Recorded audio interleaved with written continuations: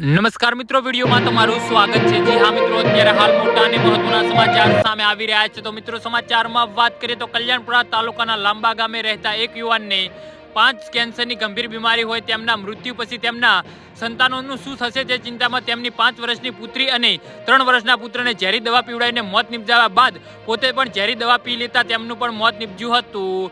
Cancer અંતિમ સ્ટેજમાં હતું ને આ બનાવની વિગતો એવી છે કે કલ્યાણપુરા તાલુકાના લાંબા ગામે રહેતા મેરામણભાઈ કરશનભાઈ ચેતરિયા નામના યુવાનને છેલ્લા આશરે 5 વર્ષથી મોઢાના કેન્સરની બીમારી હતી।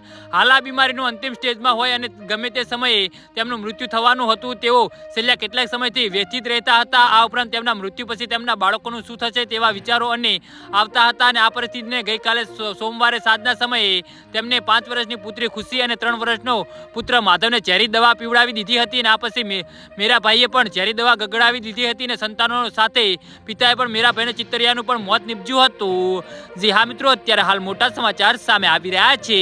આ સમગ્ર ઘટના સંદર્ભે દ્વારકા સર્કલના ડીવાયએસપી સાગર રાઠોડ ઘટના સ્થળે દોડી ગયા હતા અને સાયન્ટિફિક પુરાવાઓ એકત્રિત કરવા તેમજ એફએસએલ તપાસ સહિતની કાર્યવાહી કરી હતી। જી હા મિત્રો, તો આના વિશે તમારું શું કહેવું છે તો નીચે અમારી કમેન્ટ બોક્સમાં જરૂરથી જણાવજો। ધન્યવાદ।